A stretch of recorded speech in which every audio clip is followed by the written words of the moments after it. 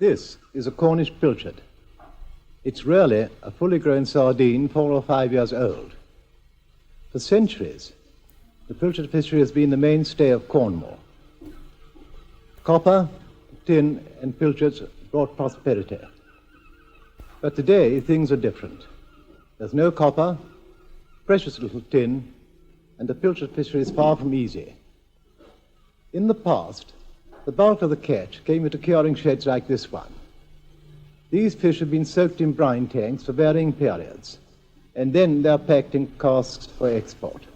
Long before the last war, this trade was on the decline, and this, in its turn, had its effect on the Cornish fishermen.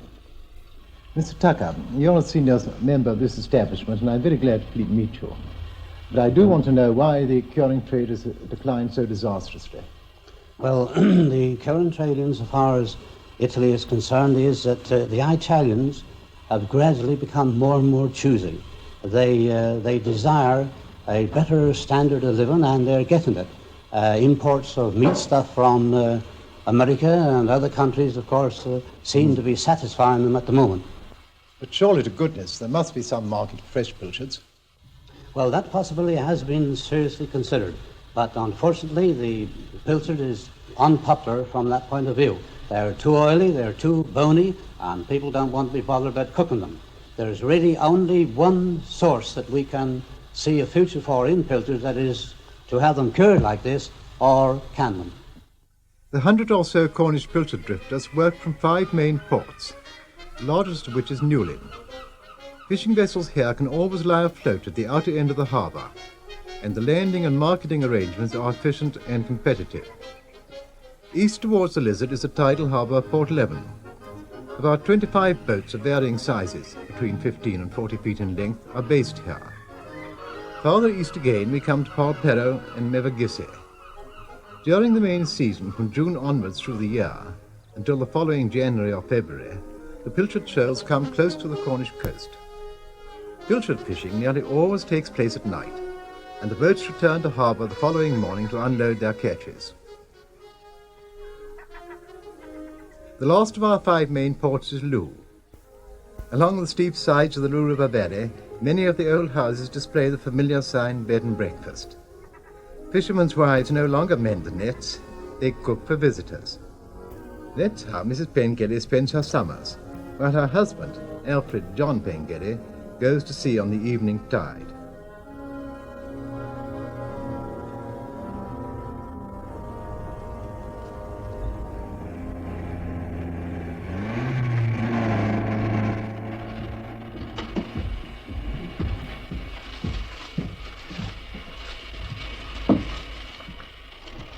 Your passes, Alfred. Good job, yeah. Right. Thank you. Sure, then. We'll be back on the morning's tide if all goes well. Okay. Cheerio. Alfred John's family had been fishermen for at least 5 generations, and when fishing was bad, they went to sea in the big J-class yachts, which, in the 30s, used to grace our South Coast regattas and cross the Atlantic as challengers to race for the America's Cup. I was such a bad seasick young man that my father put me ashore after 3 months, and he said, "You'll never be any good at this, my sonny. Get another job." So I started boat building at £0.50 a week, and I went exactly 12 months. Our daddy was ready for launching, and nobody could keep me ashore. So I went to sea, and I was 3 years before I got over seasickness. Our daddy is now owned by Alfred John, and he has 5 others in his crew. I've got a cook who was an ex-naval man, of George Beck, and he wasn't brought up fishing, but he's come on very well all the same. I've got an older man with me called Arrow Butters, known locally as Nibs, and he's a very good seaman too. He was up in the First War. In fact, he had a boat of his own years ago. And I've got another crew member called Jack Moore. He was an ex-Navy man as a youngster. Brought up in Looe, of course, born and bred in Looe, and used to the job. And I've got two young fellows, I'm pleased to say. One is 19, he's engineer at the moment, and he's doing a very capable job. He left his job from, he was in a garage, working as a paint sprayer, and it didn't do him any good, and he didn't like it, so he came with me about 2 years ago, and he's come on very well indeed, working the engines. And I've got another boy of 17 with me, left school and came with me from 15 years of age. So we've got a very good crew indeed, I think, for most fishing. In a boat such as ours, you're 5 or 6 men, and you work as a team, actually. You know your job, you know each man's job. You sure do, after. Some of us have been together for 30 years. The name Our Daddy? Well, my grandfather, of course, and his father before him had been fishermen, and grandfather had 4 boats in turn, each bigger than the last. And first, he went with his brother in a little boat called the John and Richard, and in between the fishing seasons, he went away in the vessels to Italy and to Russia, and he saved enough money to have a bigger boat built. So eventually, he had a boat called the Sweet Home, which I started in. And then he had the Our Daddy built just after the First World War, 1921. She was the biggest of the 4, about 45 feet, and I suppose she is. Well, the name, Our Daddy, and it may seem peculiar to some people because it's a man's name, or it sort of implies that a man's in it somewhere. And he did say, but we didn't know what the name was going to be until she was almost launched. And he said, I'm going to call her Our Daddy so that my children can remember me when I'm gone. Before our next program, here is a warning to shipping. Ships are requested to keep clear of Pilchard drift net fishing vessels working between the Wolf and the Lizard. The nets to which these boats are lying can be expected to extend at least 1 mile to windward.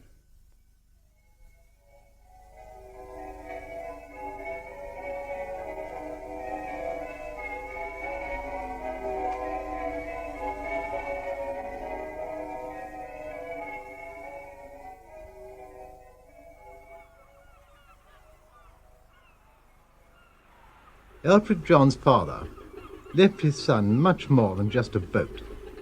He handed on a lifetime of experience, the habits and movements of fish, knowledge of fishing areas, weather wisdom.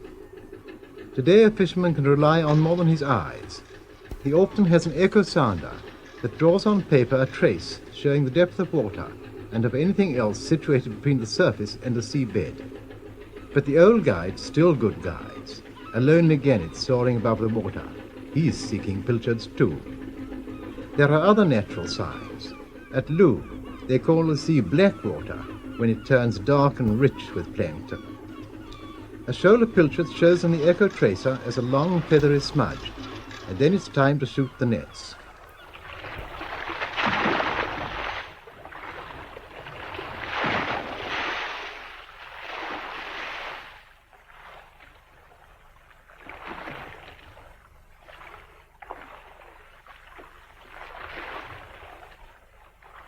The nets themselves are known as fly nets. They are joined together to form a great wall extending several fathoms below the surface, and sometimes nearly a mile long. At fixed intervals, the head rope is suspended from a float by a length of rope that keeps the nets at a definite depth. This fleet of nets, as it is called, is shot as the boat steams slowly downwind. Generally, this is done at dusk, as then the pilchards tend to rise from the bottom, where they've been lying during daylight hours. Great skill is needed to shoot the nets in the best position, because the pilchard is a timid fish. He has to come to you. You can't go after him. As darkness deepens, the wall of nets become invisible, and the rising shoals swim in to be meshed by the gills. These nets are expensive. Today, with spare ones, they can cost up to £800, representing to a fisherman the price, perhaps, of his cottage. So it's not surprising that he holds to his traditional ways and views with suspicion new methods of fishing some progressively minded people want him to try. When the nets are shot, the boat rides to them with engines stopped, and for an hour or two the crew can relax and wait for the shoals below to make their fatal move.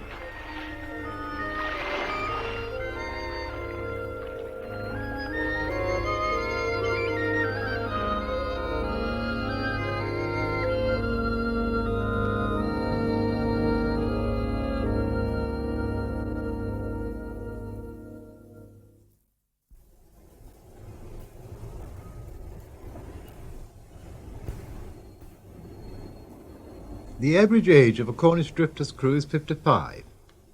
Over the years, this figure has been getting higher, for the younger generation in Cornwall are not choosing fishing as a career.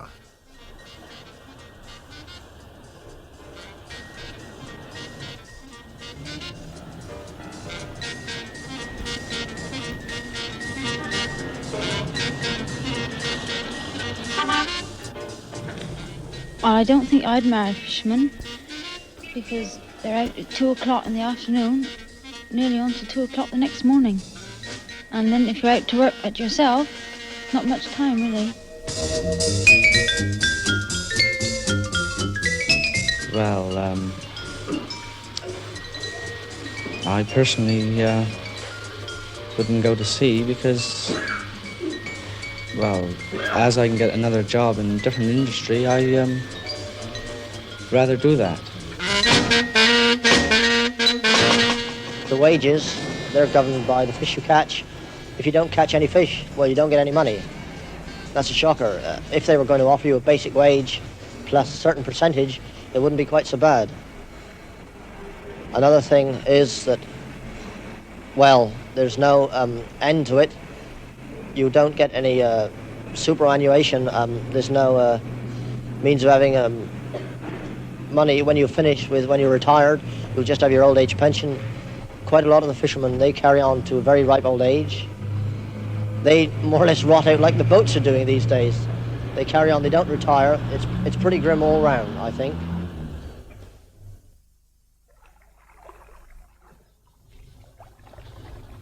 "15 miles out to sea, Alfred John Pengelly reckons it's time to haul the nets. You can leave them down too long when heavy shoals are about, and the fishermen have been known to lose a whole fleet of nets if they break under the weight of a very large catch. Those hosts are pharaoh, the Cornish say. Sharks also play havoc with the nets. But tonight the fishing is light, the sea is calm, and the crew of our daddy won't have any trouble. But there can be plenty of trouble in bad weather with other forms of fishing in the off-season, for instance slogging in 5 miles of long lines between 40 and 100 miles offshore, trying to save strings of lobster, crayfish and crab pots, losing bottom trawls on rough ground. The Cornish fishermen are versatile. They know all about 6 or 7 different fisheries, each needing its own special gear and technique.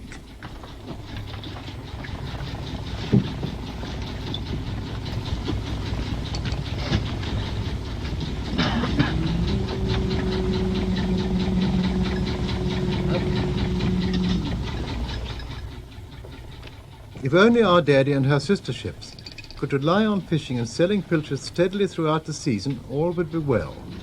But you can't rely on the sea. Heavy weather will keep the boats in harbour for days on end. Then, when the large shoals arrive, the Cornish pilchard fleet catches more fish than some of the canners can deal with. And sometimes, for days on end again, the boats are laid off and idle, while the fishermen curse the canners for their lack of capacity. On their side, the canners say they will not put more money into more machinery until they are guaranteed a more regular supply of fish. So a deadlock is reached, although it's known the channel is teeming with uncaught pilchards.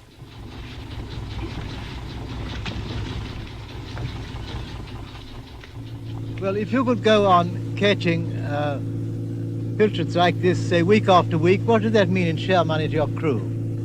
Well, I suppose tonight, roughly about £2 a man, I should think. We've 6 hands, you know. If we could do this for the week, of course, we should get a very good little week's wages. But you can't always do it.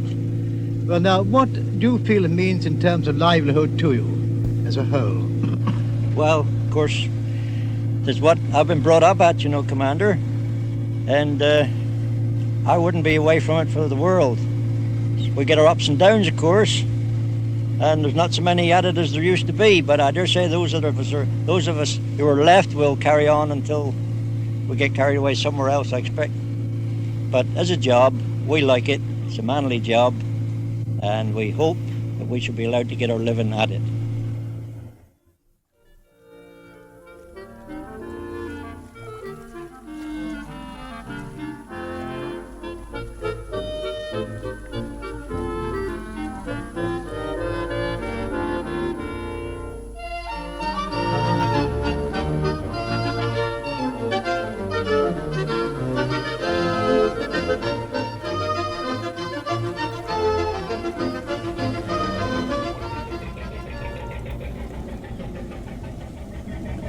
On the quay, the factory manager is waiting to inspect the catch.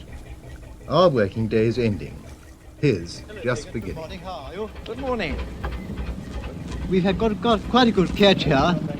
What do you feel about it? Oh, What have you they got to pay? look well enough. We shall pay 3 and 3 a stone. Now, can't you pay any more than that?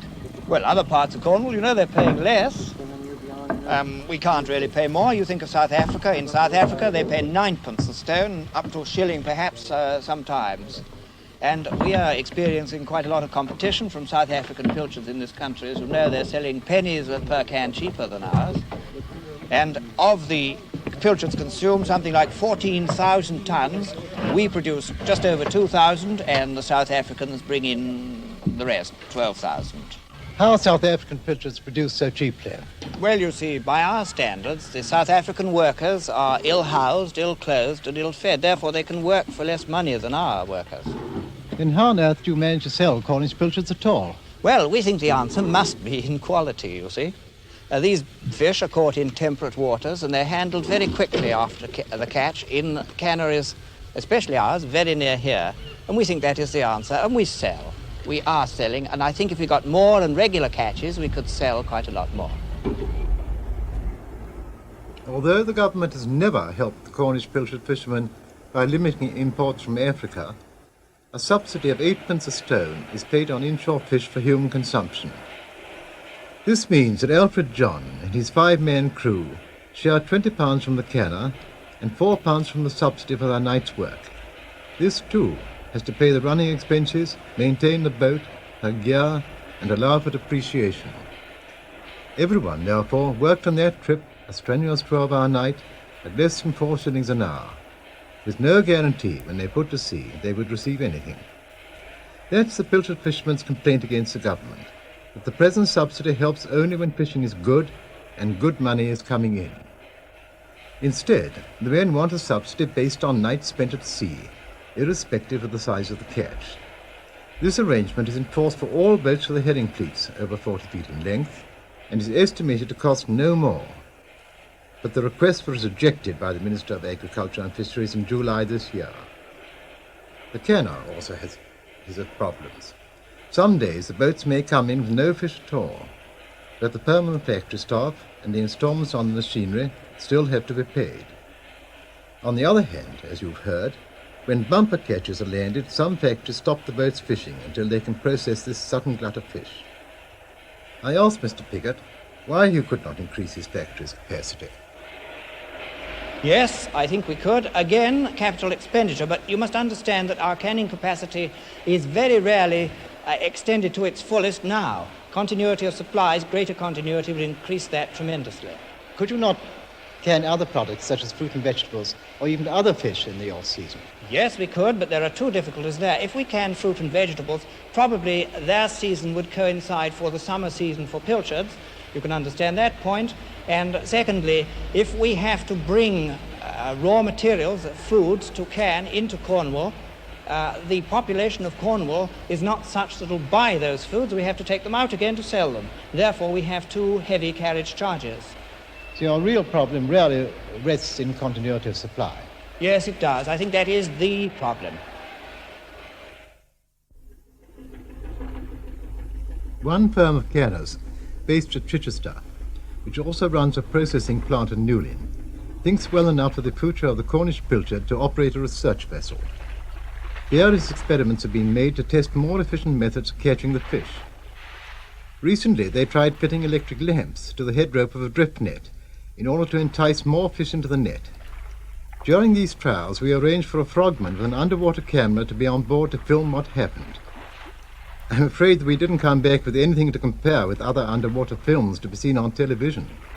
But I think the brief flashes you will see can claim to be the first pilchard to have his night portrait taken in his natural element. The lights, of course, were attached some way out along the net, so that our frogman had to make a short journey into the gloom in a rowing boat. We were thankful to see him back again.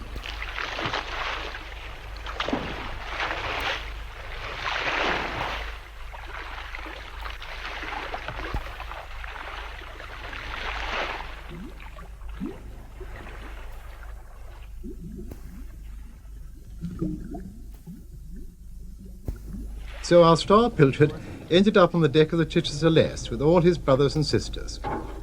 The crew use a method of handling the fish on deck which does much to preserve their condition.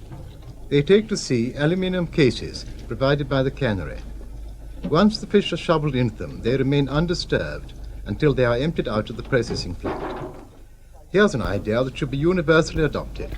I hope all canners will use these cases.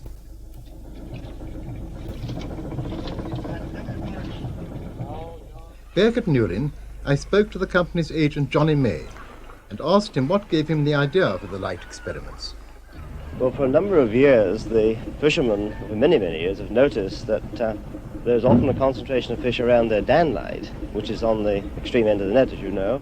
And also, of course, in the Mediterranean, it's quite a normal method to use lights to attract small fish, sardines, which is, after all, only a small pilchard. So that is why we, in conjunction with the Electrical Research Association, we decided to do a series of experiments using lights, in this case using lights on drift nets. Do you feel that in these more northern waters that may prove successful? We are hopeful. It's very early yet to say one way or another. We're trying to achieve it by a diffusion of light rather than a concentrated pattern of light. And we think that with the adult fish, we need a longer period of attraction than with younger fish. But I'm afraid only time is going to tell us whether our guess is right or not. The Ministry has been carrying out experiments too. Aboard the fishery research vessel Sir Lancelot, the problem has been tackled of estimating the total numbers of pilchards in the English Channel. To do this, the scientists used a plankton net. At various points in the channel, this was lowered over the side and then drawn up through the water to collect a sample quantity of pilchard eggs. This net is in fact a sort of funnel, with a very fine filter at the bottom to collect the pilchard eggs and any other microscopic marine life that may be present.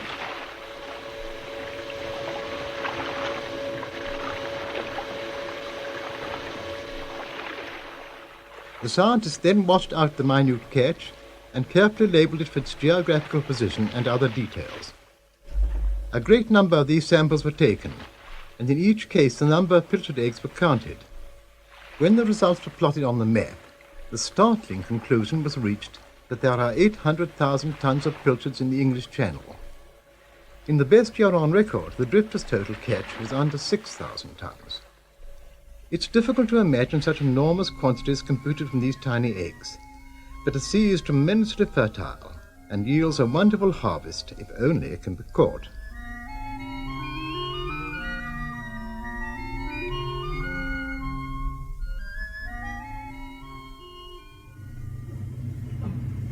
Sir Lancelot has also been experimenting with different types of gear for catching pilchards.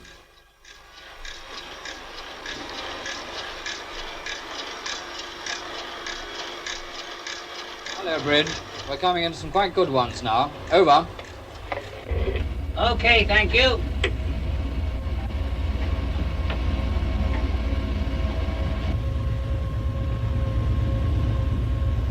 All right, pay away. The skipper has just ordered his crew to shoot the midwater trawl. As the name suggests, this trawl can be towed at a predetermined depth in order to pass through a shoal of pilchards that have been pinpointed by the ship's echo sounder. With the bottom trawl, the mouth is spread by the wooden doors and headline floats, and the catch finishes up in a long pocket called the cod end. The theory is that this method lets you go after the fish and not just wait for them to come to you. The trawl has been used successfully by smaller boats like the Chichester Lass, but though it's quicker to handle than a drift net, it needs much more sea room for operating. With drift nets, most of the Cornish fleets can work in the same general area. Were they together when towing trawls, the results could be chaotic.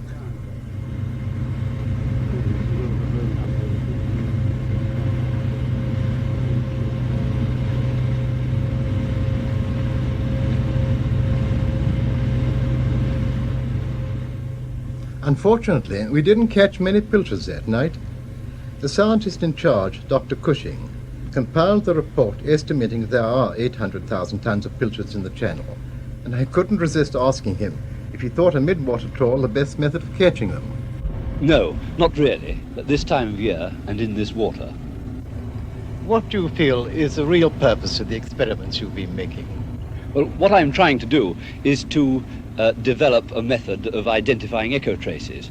Many of the echo traces that we see are difficult to identify, and they have diverse shapes, and we want to be able to get hold of a way of sampling the echo traces so that we know that this one is pilchards and that one is sprats. And that's what we're trying to do. So the solution to catching more pilchards has still to be found, and the Cornish fishermen feel something must be done now to help them. The minister rejected their request for the subsidy based on nights at sea, instead of the present one based on catches. In Looe, his decision proved a bitter blow. Commander, it's a great pity. It could mean the end of the fishing industry in Cornwall even before they prove what the big craft can do. And it almost seems as if no one cares whether the industry survives or not. It is a shame indeed. And we'll feel very cut up about it in Cornwall, I can assure you. It just remains to see what the outcome it all will be, of course. But personally, I think that many craft and men will have dropped out before this new scheme comes into operation. If it's proved successful, that is. The statutory body now investigating new schemes is the White Fish Authority. So I went to London to ask the authority's chief executive, Mr. Forbes, what help has been given in the past and what he hopes to give in the future. Well, you know about the government subsidy. In addition to that, the Whitefish Authority give grants and loans of up to 85% of the cost of new fishing vessels and engines. So far, 25 new vessels and 70 new engines have been provided for Cornwall under this scheme.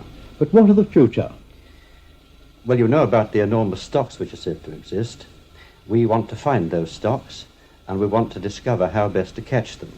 And then we've got to study the related problem of processing and marketing, and the vexed question of competition from abroad. And the chance of success? Well, it's so very difficult at this stage to be positive, but we think it has great possibilities. We want to see the growth of a healthy and flourishing pilchard industry in Cornwall, but as you know, it's a very big job, and as I see it, no useful purpose would be served by a shot in the arm. It may well require a major operation. I hope and pray the Whitefish Authority pilot scheme will find a quick answer that will give new hope to Cornish fishermen. As volunteers, they man the 9 lifeboats stationed round Cornwall's rock-bound coast and have saved, all told, 3,600 lives. They are sturdy individualists, these last smallholders of the sea, in an age of collective thinking.